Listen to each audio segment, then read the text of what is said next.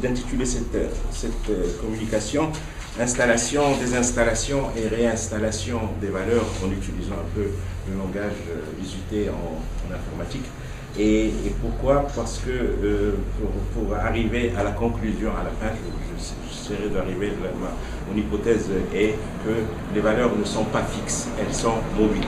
Donc, j'ai essayé de montrer un peu comment elles peuvent être mobiles. La question je commencerai par cette question de fabrication de l'individu.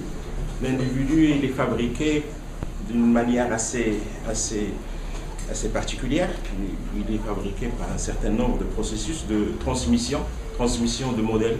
Donc l'individu, il est né dans une famille et dans un groupe social, dans un environnement socio-anthropologique, et on le charge progressivement d'un certain nombre de choses, d'un certain nombre de valeurs.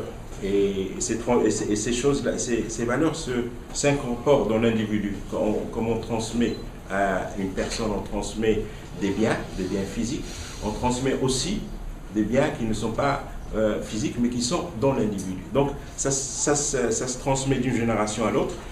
Et ces données socio-culturelles et socio-anthropologiques, ils sont intériorisés.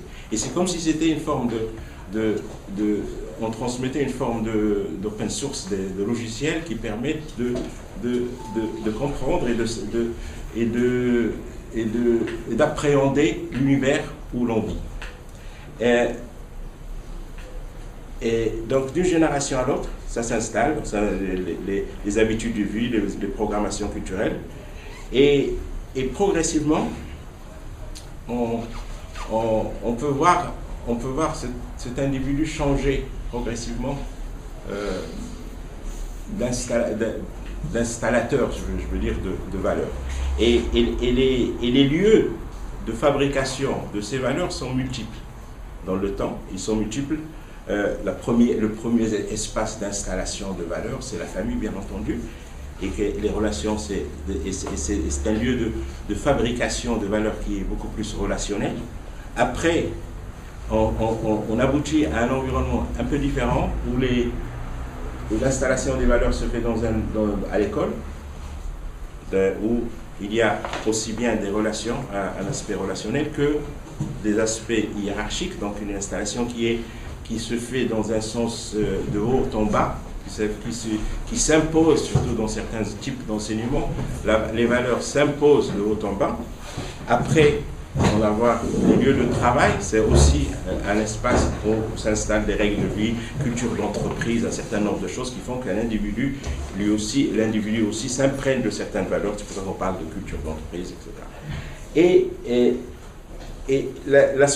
après, il y a un autre type de socialisation hors de ces espaces fermés. Il y a d'autres types d'espaces.